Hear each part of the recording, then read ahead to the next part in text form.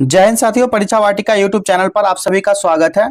हम लोग प्लेटफॉर्म के कुल 30 सेट, स्पार्क के कुल 25 सेट को कवर कर लिया था।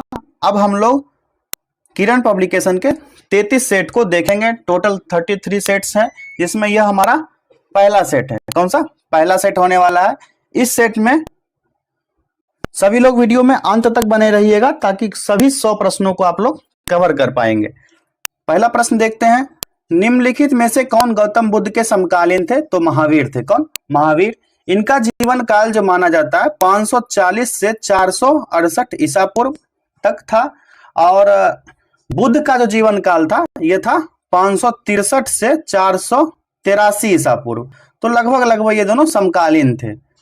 भारतीय का नाम जो मोहनजोदड़ो की खोज से जुड़ा है कि किनका नाम था? आर.डी. बनर्जी का। 1922 में राखल दास बनर्जी ने पाकिस्तान के सिंध प्रांत के लड़काना जिला जो था, कौन सा?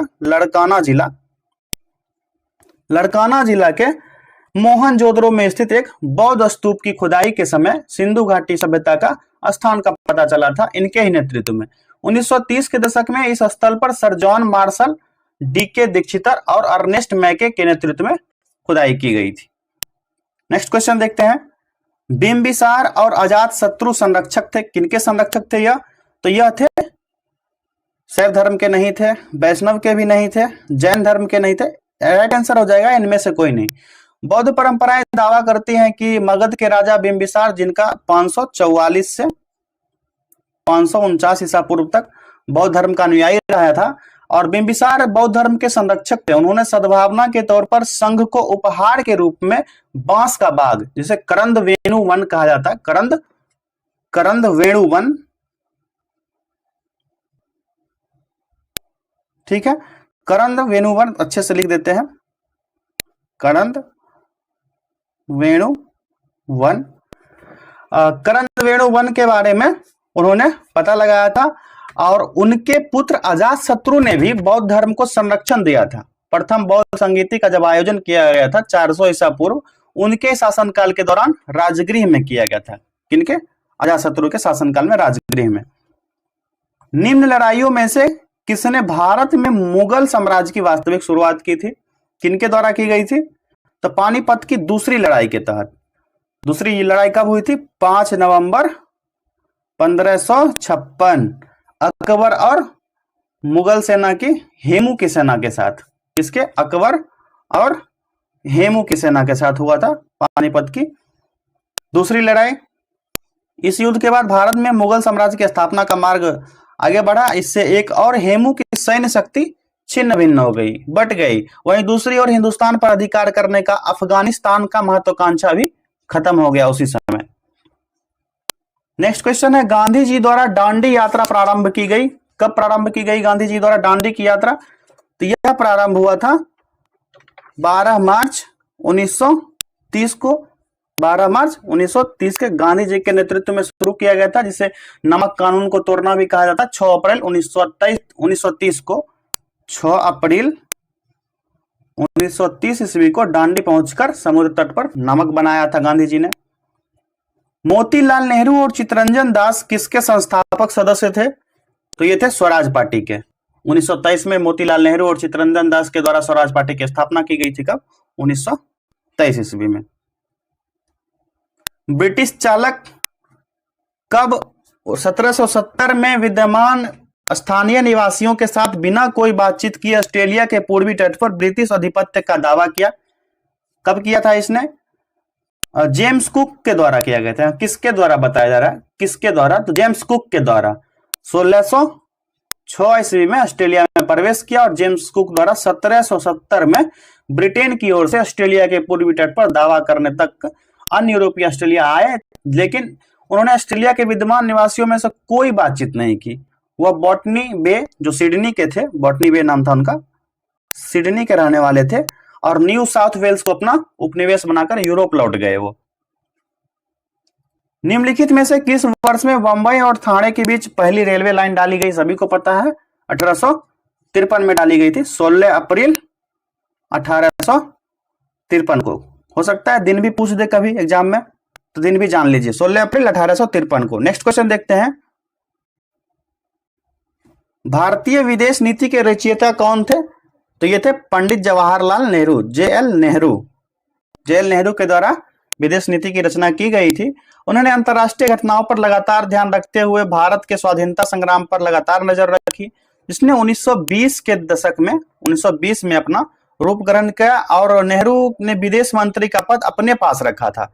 शीत युद्ध जब हुआ था, कोल्ड वार हुआ था, उसके दौरान गुट निरपेक्ष की नीति उन्होंने ही अपनाई थी। किसकी? गुट निरपेक्ष की नीति जवाहरलाल नेहरू के द्वारा अपनाया गया शीत युद्ध यानी कोल्ड वार के दौरान।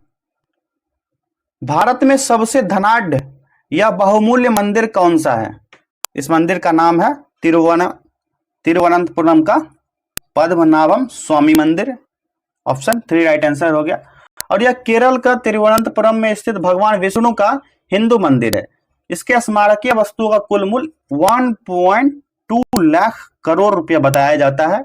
इसके ध्यान में रखा जाए तो इन परिसंपत्तियों का मूल्य मौजूदा बाजार की कीमत से 10 गुना अधिक होगा। पूरे बाजार की कीमत से 10 गुना अधिक होगा। साम्यवादी विचार शैली के संस्थापक कौन थे? तो इनका नाम था कार्ल मार्क्स थे। और 1864 में गठित अंतरराष्ट्रीय मजदूर संघ जो था, लंदन में इसकी स्थापना की गई थी। इनके ही भूमिका में की गई थी, कार्ल मार्क्स की भूमिका में। नाजीवाद का एक राजकीय विचारधारा के रूप में उद्भव हुआ। कहां से हुआ था? तो हुआ था जर्मनी से हुआ था। एडोल्फ हिटलर को इसका तानाशाह जो एडोल्फ हिटलर था उनको यह श्रेय दिया जाता है नाजीवाद की अवधारणा को लेकर के। मुख्यमंत्री की नियुक्ति की जाती है, कैसे की जाती है? राज्यपाल के द्वारा की जाती है। और भारतीय संविधान का अनुच्छेद 164 यानी 164 के अनुसार वह राज्यपाल के द्वारा नियुक्त किया जाता है मुख्यमंत्री। डॉक्टर जाकिर हुसैन थे। डॉक्टर जाकिर हुसैन क्या थे? तो यह भारत के प्रथम मुस्लिम राष्ट्रपति थे। 13 मई 1967 से 3 मई 1969 तक यह राष्ट्रपति रहे। और जो जाकिर हुसैन थे वो देश के पहले मुस्लिम राष्ट्रपति थे। और उन्होंने वर्ष 1963 में उनको भारत रत्न भी दिया गया।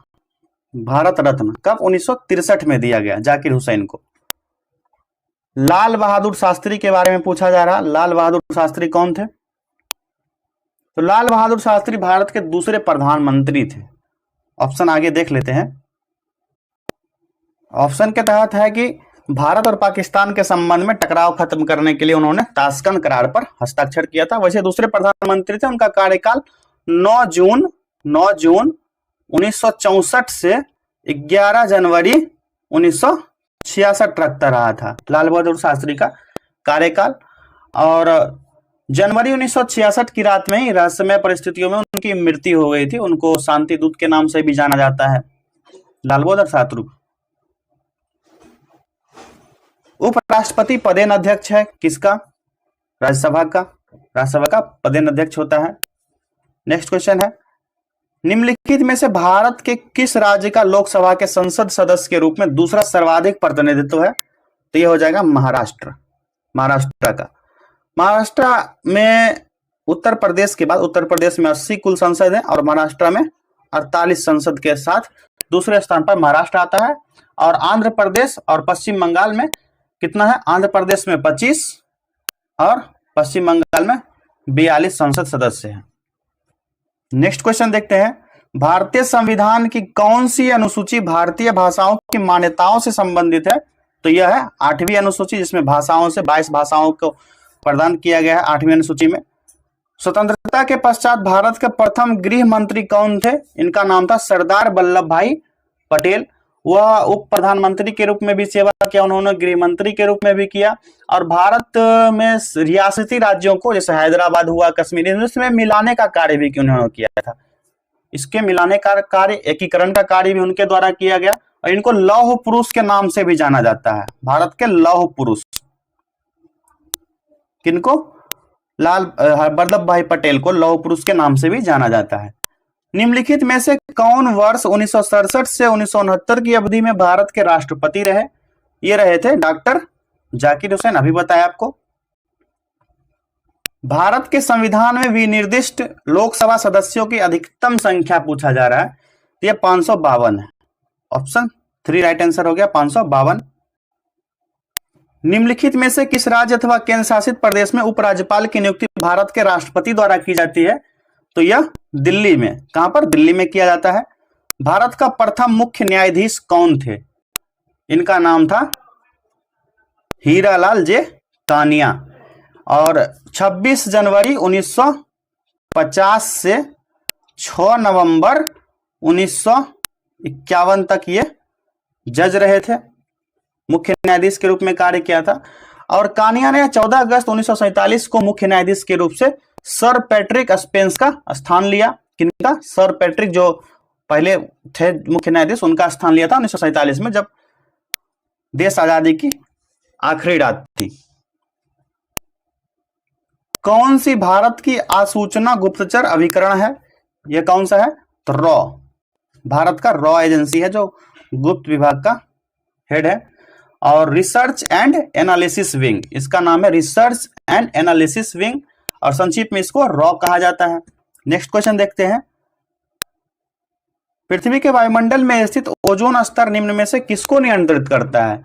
यह नियंत्रित किया जाता है किसके द्वारा? परावैंगनी विकिरण द्वारा। किसके द्वारा? परावैंगनी विकिरण द्वारा। और इसमें O3, जिसको O3 के संकेत के रूप में प्रदर्शित करते हैं। परावैंगनी प्रकाश की 93 से 99% जो मात्रा है, इसको अवशेषित कर लेती है यह परत। पारिस्थितिकी किसे कहते हैं? किससे संबंधित है पारिस्थितिकी? यह संबंधित है जीव और पर्यावरण के मध्य संबंध से। निम्नलिखित में से क्या पृथ्वी के घूर्णन का परिणाम है?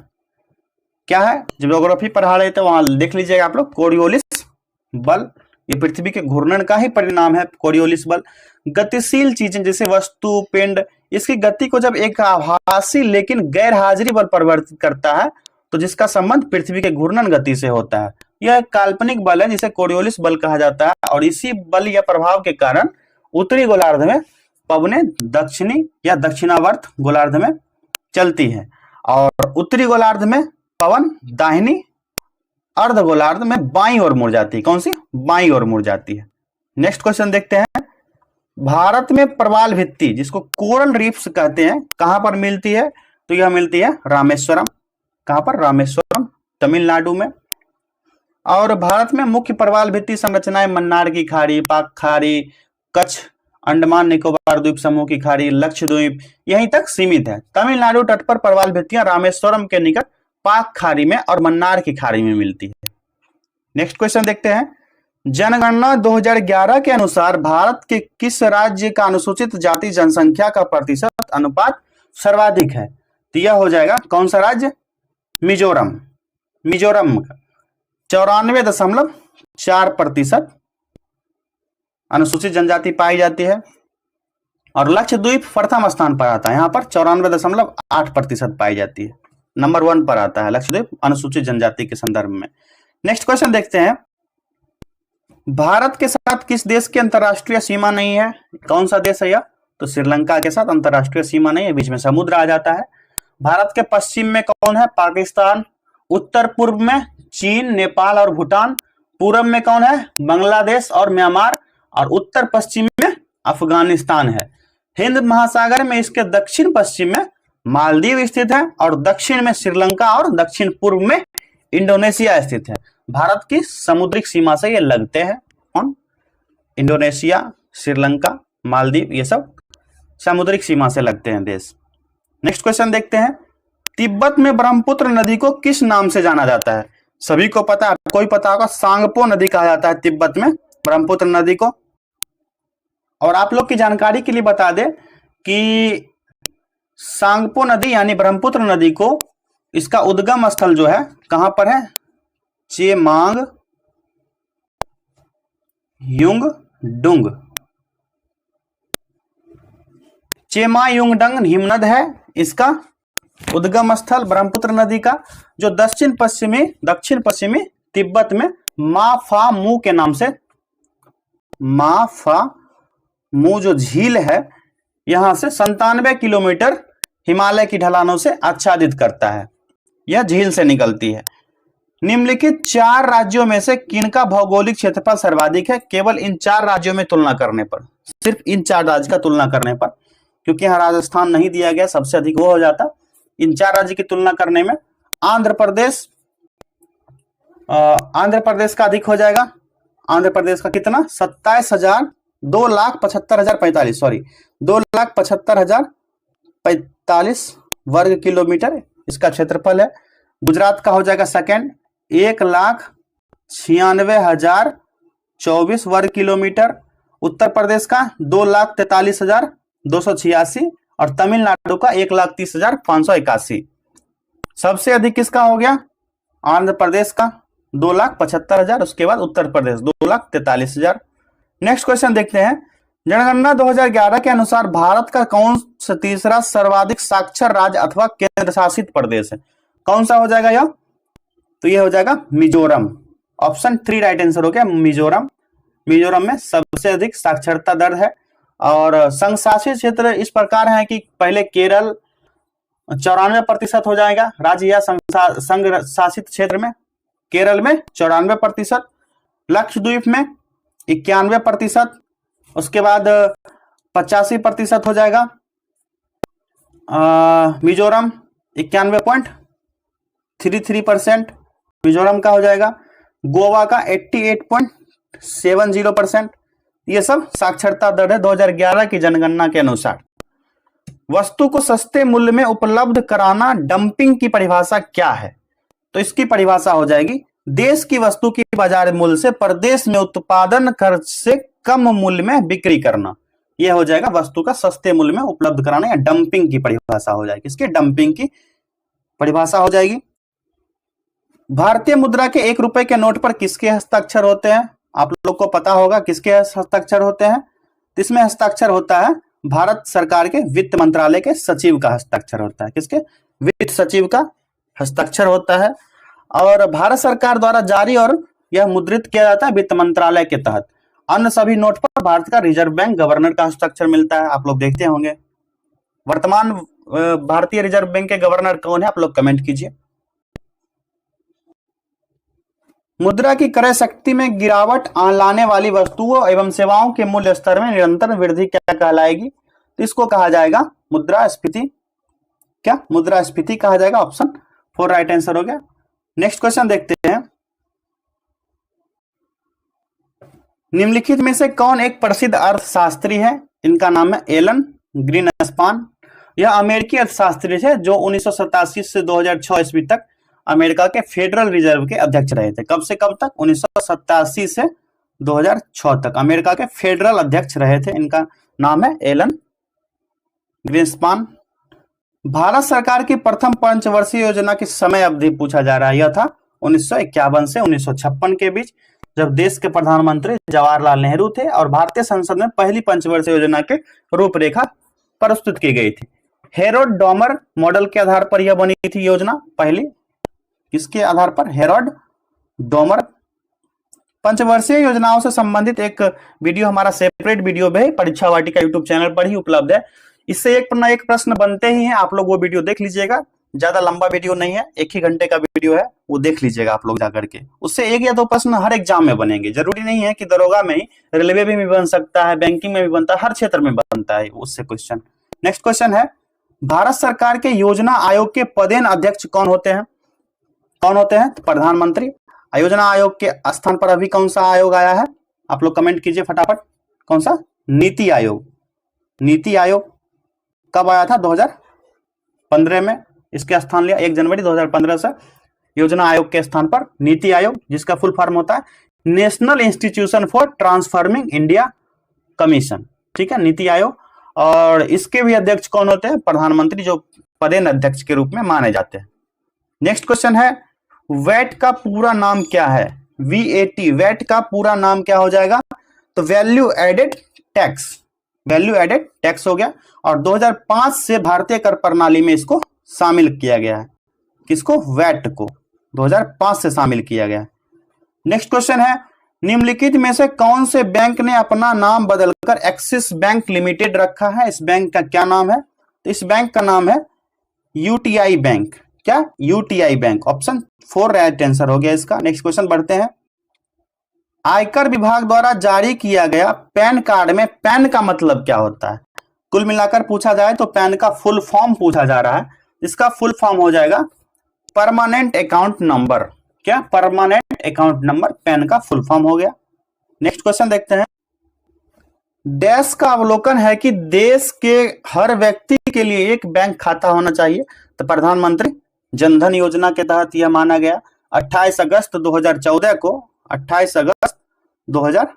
को प्रधानमंत्री नरेंद्र मोदी के द्वारा यह लाया गया था समावेशन में। इसे प्रारंभ करने के बारे में स्वतंत्रता भाषण के समय उल्लेख किया गया था और इस योजना का अवलोकन है कि देश के हर व्यक्ति के लिए एक बैंक खाता होना चाहिए, एक बैंक अकाउंट होना चाहिए। नेक्स्ट क्वेश्चन देखते हैं।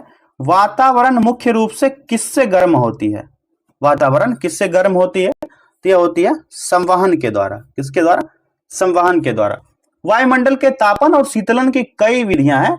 दीर्घ तरंगों के रूप में पृथ्वी के निकट स्थित वायुमंडल परतों के गर्म होने से सूर्य द्वारा संचारित जो ऊष्मा होती है, सूर्य द्वारा संचारित ऊष्मा तो पृथ्वी का जो सतह उसको गर्म कर देती है और भूमि के संपर्क में आने से वायु धीरे धीरे कम होने लगती है और निचली परत संपर्क में आने से ऊपरी परत भी गर्म हो जाता है। नीचे की परत जो है वो गर्म होते हैं और ऊपरी परत भी गर्म हो जाता है। इस प्रक्रिया चलन को कंडक्शन कहा जाता है। क्या कहा जाता है? कंडक्शन। कंडक्शन कहा जाता है। और चालन यानी जिसको कंडक्शन की प्रक्रिया जो तब प्रारंभ होती है जब असमान तापमान वाले दो स्थल यानी दो भूभाग एक दूसरे के संपर्क में आते हैं। इस प्रक्रिया में ही ऊर्जा गर्म स्थान से ठंडे स्थान की ओर प्रवाहित होती है और उस ऊर्जा का यह हस्तांतरण तब तक जारी रहता है जब तक कि दोनों स्थल का तापमान सेम ना हो जाए, समान ना हो जाए, उनका संपर्क टूट ना जाए। इस प्रकार वायुमंडल मुख्यतः पृथ्वी के तापित सतह से जो चालन होता है, कंडक्शन होता है, उसके द्वारा गर्म होती है। यह एनसीईआरटी में भी बताया गया है, बेसिक सा क्वेश्चन है। नेक्स्ट क्वेश्चन देखते हैं। पानी में डूबी हुई छड़ किस अद्भुत घटना के कारण मुड़ी या तिरछी प्रतीत होती है? किस घटना के कारण? तो प्रकाश के अपवर्तन के कारण यह तिरछी प्रतीत होगी। पानी में जब आप डंडा डालिएगा तो देखिएगा तो हल्का तिरछा दिखाई देगा, प्रकाश के अपवर्तन के कारण होता है। पानी के अंदर की वस्तुओं जैसे पनडुब्बी की उपस्थिति का पता लगाने के लिए प्रयुक्त होने वाला उपकरण पूछ रहा है। कौन सा उपकरण का उपयोग किया जाता है? जिसमें उपयोग होता है सोनार का। किसका? SONAR, सोनार। इसका फुल फॉर्म होता है sound navigation and ranging. Sound navigation and ranging का प्रयोग होता है। मानव आंख में किसी वस्तु का प्रतिबिंब बनता है, कहां पर बनेगा? यह बनेगा रेटिना में। कहां पर? रेटिना में। प्रकाश पुतली के माध्यम से आंख में प्रवेश करती है। किसके माध्यम से? पुतली के माध्यम से आंख में प्रवेश करेगी। क्या? लाइट। आंख की परितारिका पुतली के आकार को नियंत्रित करती है। कौन? आंख की परितारिका जो है पुतली के आकार को, साइज को नियंत्रित करती है। पुतली के गुजरने के बाद प्रकाश एक उत्तल लेंस से होकर गुजरता है जो प्रकाश किरणों को रेटिना एक प्रकाश संवेदनशील झिल्ली एक स्थान पर नियंत्रित करता है। कहां पर? रेटिना में एक स्थान पर नियंत्रित करता है। परिणाम स्वरूप क्या होता है? मानव आंख के सामने रखी किसी वस्तु की छवि आंख की रेटिना पर बन जाती है। कहां पर? रेटिना पर बन जाती है। नेक्स्ट क्वेश्चन है, वह उपकरण जो यांत्रिक ऊर्जा को विद्युत ऊर्जा में परिवर्तित करता है क्या कहलाता है? इसको कहा जाता है जनरेटर। जनरेटर कहा जाता है। और इसके विपरीत जो मोटर होता है वो विद्युत ऊर्जा को यांत्रिक ऊर्जा में परिवर्तित करता है। किसको? विद्युत ऊर्जा को यांत्रिक ऊर्जा में परिवर्तित करता है। कौन? मोटर। मोटर के बारे में पूछ सकता है कि वह उपकरण जो विद्युत ऊर्जा को यांत्रिक ऊर्जा में परिवर्तित करता है, तो राइट आंसर मोटर हो जाएगा। यांत्रिक ऊर्जा को विद्युत ऊर्जा में परिवर्तन क्या कहलाएगा? जनरेटर के तहत किया जाएगा। जब एक व्यक्ति तेज प्रकाश से अंधेरे कमरे में प्रवेश करता है तब कुछ क्षणों के लिए उसे कुछ दिखाई नहीं देता है, आहिस्ता आहिस्ता उसे दिखाई देने लगता है। यह क्यों होता है? यह किस लिए होता है? कि इसका रीजन हो जाएगा परितारिका जो होती है आंख की वह सिकुड़ जाती है, सिकुड़न आ जाती है, जिसके कारण धीरे धीरे बाद में दिखाई देता है जब अंधेरे में आएंगे आप लोग लाइट से। तब कांसा एक मिश्र धातु है। किसका मिश्र धातु है कांसा? तो कॉपर और टीन का। कॉपर और टीन का, जिसमें 88% कॉपर होता है और 12% टीन का मिश्रण पाया जाता है कांसा में। नेक्स्ट क्वेश्चन देखते हैं, परमाणु संख्या 20 के एक परमाणु का इलेक्ट्रॉनिक विन्यास क्या होगा? ये आप लोग सीखे होंगे 11th-12th में। इसका इलेक्ट्रॉनिक विन्यास हो जाएगा 288 और 2 हो जाएगा। डैश के रूप में ब्लीचिंग पाउडर का प्रयोग पेयजल में किया जाता है, किसके तहत? तो रोगाणु नाशक के तहत किया जाता है, CaClO2, जिसको ब्लीचिंग पाउडर के नाम से भी जाना जाता है। सार्वजनिक स्विमिंग पूल जैसे तरनताल और पेयजल के रोगाणुओं को मुक्त करने के लिए इसका प्रयोग किया जाता है। इसका नाम होता है कैल्शियम हाइपोक्लोराइड। कैल्शियम हाइपोक्लोराइड का प्रयोग किया जाता है। रसोई घर की सतह और उपकरण को रोगाणु से मुक्त करने के लिए भी इसका प्रयोग किया जाता है। इसके अलावा सामान्यतः बाथरूम क्लीनर, घर के रोगाणु स्प्रे जैसे हार्पिक वगैरह आप लोग यूज करते हैं, या फिर घर का कोई भी उसमें ये यूज किया जाता है CaClO2 का। नेक्स्ट क्वेश्चन देखते हैं, हंसाने वाली गैस कौन सी है? हंसाने वाली गैस का नाम पूछा है, इसका नाम है नाइट्रस ऑक्साइड, N2O। यह हंसाने वाली गैस है और इसे इसके संवेदनहारी और एनाल्जेसिक प्रभाव के कारण शल्य चिकित्सा और दंत चिकित्सा उपयोग में भी इसका प्रयोग किया जाता है। किसका? N2O का। जो दांत के डॉक्टर होते हैं वो इसका प्रयोग करते हैं। फाइलेरिया किसके कारण होता है? फाइलेरिया, तो फाइलेरिया होता है मच्छर के कारण। किसके कारण? मच्छर। इसका नाम है क्यूलेस मच्छर, क्यूलेस मॉस्किटो। क्यूलेस मच्छर के कारण फाइलेरिया होता है। निम्नलिखित में से कौन सा जीवाश्म ईंधन है? जीवाश्म ईंधन कौन सा है? तो ये हो जाएगा लकड़ी, पवन, यूरेनियम, ये सभी हो जाएंगे। सॉरी, इनमें से कोई नहीं होगा जीवाश्म ईंधन, इनमें से कोई नहीं होगा। ना लकड़ी होगा, ना यूरेनियम होगा, ना पवन होगा। जीवाश्म ईंधन वो होता है जो मृत जीव के अवायवीय अपघटन के रूप में प्राकृतिक प्रक्रियाओं द्वारा गठित ईंधन होती है, वो जीवाश्म ईंधन कहलाती है। जैसे कोयला हो गया, प्राकृतिक गैस, पेट्रोलियम, ये हो जाएंगे। ये सब जीवाश्म गैस, जीवाश्म ईंधन नहीं आएंगे। नेक्स्ट क्वेश्चन है, AB समूह का रक्त धारक किसे रक्त प्रदान कर सकता है? जो AB ग्रुप है, AB ग्रुप को ही प्रदान करेगा, B समूह को। ठीक है, A और B दोनों एंटीजन इसमें पाए जाते हैं। इसके प्लाज्मा में कोई एंटीबॉडी नहीं होता। इसका अर्थ यह है कि इसे बाहर से रक्त लेने की आवश्यकता नहीं होगी। इसी कारण AB रक्त समूह को सर्वग्राहा या सर्वग्राहता रक्त समूह भी क्या कहा जाता है? क्या? सर्वग्राही रक्त समूह भी कहा जाता है AB ग्रुप को। नीचे दिए गए समूहों में से विषम को पहचानिए। यह विषम शब्द नीचे दिए गए शेष 3 शब्दों की श्रेणी से मेल नहीं खाता है। कौन सा विषम होगा इसमें से? आप लोग बताइए। कैलिक्स, कोरोला, स्टेमेंस, मैंड्रिव, कौन सा हो जाएगा विषम? आप लोग बताइए फटाफट। तो 4 मैड्रिव यह विषम हो जाएगा। सामान्यतः एक फूल के 4 चक्र होते हैं, जो कि पत्तियों का एक चक्र है, अर्थात बाह्य दलपुंज, जिसको कैलिक्स कहा जाता है, इसको बाह्य दलपुंज इसका हिंदी नाम है, और बाहर की ओर होते हैं। दलपुंज जो कोरोला होता है, कोरोला, यह बाह्य दलपुंज के अंदर होता है। पुंकेसर, जिसको स्टेमेंस जो दिया है, ये पुंकेसर होता है, ये दलपुंज से घिरा होता है। स्त्री केसर जो पिस्टिल होता है, फूल के बीच में होता है। इस प्रकार बाह्य दलपुंज, दलपुंज और पुंकेसर यानी कैलिक्स, कोरोला और स्टेमेंस, ये फूल के श्रेणी है, जो क्रमबद्ध है कि किसके अंदर क्या होता है, ये है। और मैड्रिव जो है इससे भिन्न है। ऑप्शन 4 राइट आंसर हो गया, मैड्रिव। परिवार नियोजन की शल्य प्रक्रियाओं में एक है। क्या है शल्य प्रक्रियाओं में? तो वेसेक्टॉमी। परिवार नियोजन के क्षेत्र में शुक्रवाहिको छेदन, जिसको नसबंदी कहा जाता है, और पुरुष वंधीकरण, जिसको अस्थायी गर्भ निरोध की एक शल्य चिकित्सा प्रक्रिया के द्वारा अलग किया जाता है।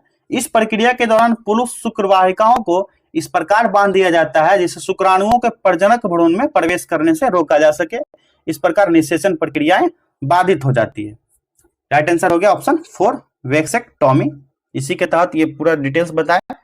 इनमें से किसे तालाबों में और कुओं में छोड़ने से मच्छरों पर काबू पाने में सहायक होता है? किसको? तो यह गमबसिया मछली होता है। इसका नाम है गमबसिया या गैबुसिया फिश, गैबुसिया फिश भी कहा जाता है। इसको सामान्यतः मच्छर फिश के नाम से भी जाना जाता है। इसका मुख्य भोजन मच्छर का लार्वा होता है। मच्छर का लार्वा इसका मुख्य भोजन होता है। और मादा गैबुसिया जो होता है, एक दिन में मच्छर का लगभग 100 लार्वा खा जाती है। मादा मच्छर 100 अपने ही अंडे को खा जाती है। और गैबुसिया के तालाबों और कुओं में छोड़ने से मच्छरों को नियंत्रित करने में मदद मिलती है। नेक्स्ट क्वेश्चन की तरफ बढ़ते हैं। निम्नलिखित में से कौन अंडे देता है और बच्चे को सीधे नहीं जन्म देता? नहीं जानता है, ये कौन है? तो एकिडना। एकिडना एकिडना एवं प्लेटिप्स जो होता है, एक प्लेटिप्स है, दोनों एकमात्र अंडा देने वाला स्तनधारी है। क्या है? स्तनधारी है। एक तो एकिडमा हो गया और दूसरा क्या नाम है? प्लेटिप्स। ध्यान रखिएगा, प्लेटिप्स ऑप्शन में दे देगा आपको कहीं, तो राइट आंसर उस टाइम प्लेटिप्स करके आइएगा। नेक्स्ट क्वेश्चन देखते हैं। गणित के जितने भी प्रश्न आएंगे उसको एक सेपरेट वीडियो में बना करके आप लोग के बीच पब्लिश कर दिया गया है, वहां पर देख लीजिएगा। वहां पर लगभग 200 से अधिक गणित के प्रश्नों को, इसी सब प्रश्नों को अभ्यास के रूप में डाल दिया गया है। वैसे इसका राइट आंसर हो जाएगा ऑप्शन 375। स्क्रीनशॉट लेते जाइएगा, सॉल्व कर लीजिएगा, नहीं तो देख लीजिएगा वीडियो जाकर के। नेक्स्ट क्वेश्चन भी मैथ्स का ही है, इसका राइट आंसर हो जाएगा ऑप्शन 2, 57%। फटाक से स्क्रीनशॉट ले लीजिए आप लोग। जब ये भी गणित का ही प्रश्न है, राइट आंसर हो जाएगा 4% वृद्धि होगा इसमें।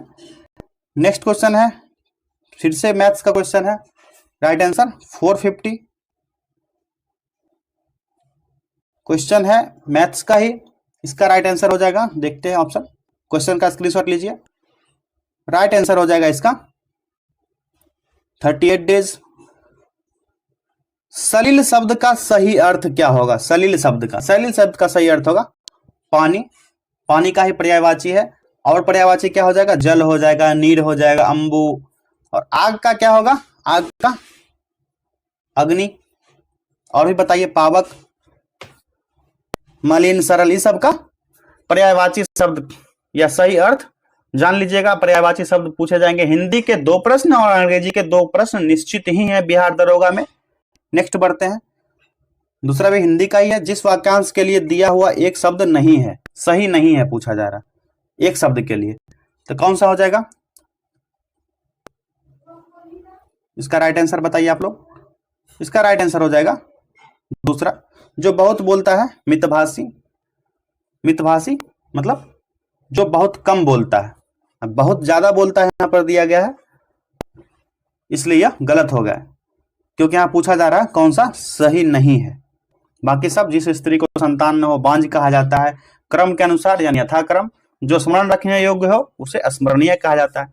आ गया अंग्रेजी का प्रश्न, बताए थे आपको 2 प्रश्न अंग्रेजी से पूछे जाते हैं। Select the option that express the given sentence in passive voice. Sentence क्या दिया गया? She has submitted all required documents on time. इसका राइट आंसर क्या हो जाएगा? ऑप्शंस की तरफ बढ़ते हैं।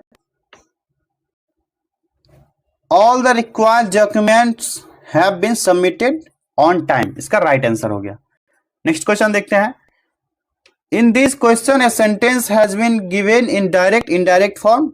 Out of the 4 alternative suggested select the one which best express the same sentence in indirect form. Sentence दिया गया है, Shri Priya told my brother I will meet you your office, I will meet in your office. इसका right answer क्या हो जाएगा? इसका right answer हो जाएगा ऑप्शन, देखते हैं, ऑप्शन 4। कौन सा? Option 4। Shri Priya told my brother that she would meet him in his office. Next question देखते हैं। किस पालकालीन शासक ने जावा के शासक बलपुत्र देव के अनुरोध पर नालंदा में एक विहार को अनुदान दिया? किसके अनुरोध पर? देवपाल के। 810 से 850 ईस्वी तक इसका शासन काल रहा था देवपाल का, और विस्तारवादी नीति इसने अपनाई थी। कैसी विस्तारवादी नीति इसके द्वारा अपनाई गई। और प्राग ज्योतिषपुर जो उत्तर में नेपाल और पूर्वी सागर तट पर। कंप्यूटर की भाषा में बस का मतलब है, बस का मतलब होता है डाटा चैनल। क्या? डाटा चैनल होता है। नेक्स्ट क्वेश्चन देखते हैं। भारत के पहले स्वदेश निर्मित विमान वाहक का नाम क्या है? जो स्वदेश विमान वाहक का पूछा जा रहा है, इसका नाम था INS Vikrant. Option 3 right answer हो जाएगा, INS Vikrant, option 3। Next question है, सूर्य का अध्ययन करने वाले भारत के पहले मिशन का नाम क्या था? बताए थे करंट अफेयर्स में, इसका नाम था आदित्य L1। निम्नलिखित में से किसे विद्या शाखा में नोबेल पुरस्कार प्राप्त होता है? तो यह प्राप्त होता है किस क्षेत्र में? भौतिक शास्त्र, रसायन शास्त्र, शरीर विज्ञान, औषधि विज्ञान, साहित्य शांति और अर्थशास्त्र, इन सभी में होगा। राइट आंसर उपरोक्त सभी हो जाएगा। अगला प्रश्न है,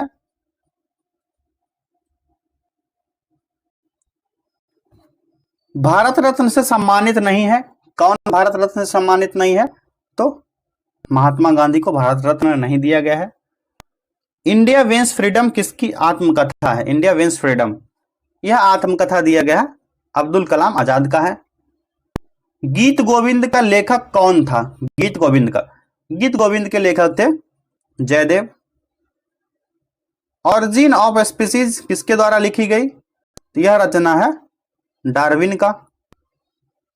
विश्व पर्यावरण दिवस कब मनाया जाता है? आप लोग को पता ही होगा, यह 5 जून को मनाया जाता है। अंतर्राष्ट्रीय मजदूर दिवस किस दिन मनाया जाता है? मजदूर दिवस, तो यह मनाया जाता है 1 मई को। आज मजदूर दिवस ही है जब हम वीडियो अपलोड कर रहे हैं। आज वीडियो शूट कर रहे हैं, आज मजदूर दिवस है, फिर भी वर्क कर रहे हैं। 1 मई को मनाया जाता है। प्रथम अंतर्राष्ट्रीय शिखर सम्मेलन आयोजित किया गया, कब आयोजित हुआ था यह? तो यह हुआ था ब्राजील में। कहां पर? ब्राजील में। सार्क का अस्थायी सचिवालय, सार्क SAARC, सार्क का अस्थायी सचिवालय कहां पर है? तो यह है काठमांडू में। सार्क सचिवालय को 16 जनवरी 1987 को नेपाल की राजधानी काठमांडू में स्थापित किया गया। सार्क 1987। नेक्स्ट क्वेश्चन है, संयुक्त राष्ट्र संगठन की स्थापना कब हुई थी? इसकी स्थापना की गई थी 24 अक्टूबर 1945 को। द्वितीय विश्व युद्ध के भयावह परिणाम को देखते हुए इस तरह के अन्य युद्ध की रोकथाम के लिए 24 अक्टूबर 1945 को संयुक्त राष्ट्र संगठन की स्थापना हुई थी। वेनामेकर ट्रॉफी निम्नलिखित में से किस खेल से संबंधित है? यह ट्रॉफी है गोल्फ से संबंधित है। किससे? गोल्फ से। अगला प्रश्न देखते हैं, पैटो निम्नलिखित में से किस देश का अंतरराष्ट्रीय खेल है? यह है अर्जेंटीना का पैटो, और 1953 से अर्जेंटीना का यह राष्ट्रीय खेल है। कब से? 1953 से राष्ट्रीय खेल है पैटो अर्जेंटीना का। क्लैरेट जग ट्रॉफी किस खेल से संबंधित है? यह ट्रॉफी है गोल्फ से संबंधित। ब्रिटिश ओपन चैंपियनशिप, जिसे प्रायः ब्रिटिश ओपन भी कहा जाता है, उसके विजेता को यह दिया जाता है, क्लैरेट जग ट्रॉफी दिया जाता है। स्टैच्यू ऑफ लिबर्टी अमेरिकी लोगों को किस देश के द्वारा भेंट किया गया? यह भेंट किया गया था फ्रांस के द्वारा। ऑप्शन 3 राइट आंसर हो जाएगा, फ्रांस। शांतिवन किसकी समाधि है? शांतिवन में समाधि है जवाहरलाल नेहरू की। किनकी? जवाहरलाल नेहरू की समाधि है, और यह राजघाट के उत्तर की ओर है, नई दिल्ली में है। राजघाट किसकी समाधि है? आप लोग कमेंट कीजिए। 1 जुलाई 2024 से 3 नए आपराधिक कानून लागू हो गए। भारतीय न्याय संहिता ने किसका स्थान लिया? इसके स्थान पर 2024 में आपराधिक कानून जो लागू हुआ, किसके स्थान पर लागू हुआ था यह? तो भारतीय दंड संहिता IPC 1860 के तहत। किसके? 1860 के तहत यह लागू हुआ। नेक्स्ट क्वेश्चन देखते हैं, हाल ही में यूरोपीय परिषद का अध्यक्ष किसे नियुक्त किया गया है? तो यह नियुक्ति किया गया है एंटोनियो कोस्टा को। एंटोनियो कोस्टा को नियुक्ति की गई है। सेबी ने बेसिक डीमैट खाते की सीमा वर्तमान 2 लाख रुपए से बढ़ाकर कितना लाख रुपया प्रदान किया है? तो यह किया गया है बढ़ाकर 10 लाख रुपया किया गया है। 10 लाख रुपीज कर दिया गया सेबी के द्वारा बढ़ा करके। अधिक छोटे निवेशकों को प्रतिभूति बाजार में भाग लेने के लिए प्रोत्साहित करने के लिए यह सीमा बढ़ा दी गई है। संशोधित नियम 1 सितंबर से प्रभावी होंगे। कब से? 1 सितंबर 2024 से। अगले प्रश्न की तरफ बढ़ते हैं, केंद्रीय प्रत्यक्ष कर बोर्ड जिसको CBDT के नए अध्यक्ष के रूप में किसे प्रमुख को नियुक्त किया गया है? यह प्रमुख कौन बनेंगे? तो रवि अग्रवाल। कौन बनेंगे? रवि अग्रवाल, जिनका कार्यकाल 30 जून 2024 को जो नितिन गुप्ता थे उनका समाप्त हो गया, और जून 2022 में नितिन गुप्ता को केंद्रीय प्रत्यक्ष कर बोर्ड का अध्यक्ष बनाया गया था। उनका यह स्थान लेंगे रवि अग्रवाल। नेक्स्ट क्वेश्चन है, हाल ही में खबरों में रही प्रलय मिसाइल, कौन सा? प्रलय मिसाइल किस संगठन द्वारा विकसित की गई है? तो यह विकसित की गई है DRDO द्वारा। मिसाइल से संबंधित 10 मिनट का एक वीडियो है, आप लोग जरूर देखिएगा। हमारा जिसमें टॉप 10 मिसाइल्स को हम लोग ने उसमें शामिल किया, उसका डिटेल्स बताएं। अभी चूंकि भारत पाकिस्तान के तनाव को लेकर स्थिति ऐसी बनी हुई है कि मिसाइल की जरूरत कभी भी पड़ सकती है। तो 10 मिनट का एक वीडियो है, आप लोग जरूर देखिएगा, इसी परीक्षा वाटिका चैनल पर उपलब्ध है। महिला टेस्ट क्रिकेट के इतिहास में सबसे तेज दोहरा शतक किसने लगाया? इनका नाम है शेफाली वर्मा के द्वारा। तूफानी बल्लेबाज शेफाली वर्मा ने टेस्ट मैच के दौरान ऑस्ट्रेलिया की एनिबल सदरलैंड को पीछे छोड़ते हुए टेस्ट क्रिकेट में सबसे तेज दोहरा शतक बनाया। 194 गेंद में पूरा किया था इन्होंने, 200 रन 194 गेंद। तो टोटल 100 प्रश्नों को हम लोगों ने कर लिया पूरे डिटेल्स के साथ। आप लोग इसी तरह अपने मोटिवेशंस को बनाए रखिए। जो लोग सोचते हैं कि नहीं होगा, तो हमारे चैनल से आप लोग जुड़ जाइए। नहीं होगा ये मत सोचिए, आप लोग चैनल को नोटिफिकेशन बटन दबा दे ताकि नोटिफिकेशन आपको जाता रहे, और जितने भी वीडियोस हैं बिहार दरोगा से संबंधित सबको आप कवर कर लीजिए। एग्जाम निकलेगा ही निकलेगा, आप लोग टेंशन मत लीजिए। और सेशन एंड हो चुका है, सेशन को शेयर कर दीजिए और सभी नए लोग को आकर्षित कीजिए ताकि सभी लोग को फायदा से ज्यादा मिल सके। धन्यवाद।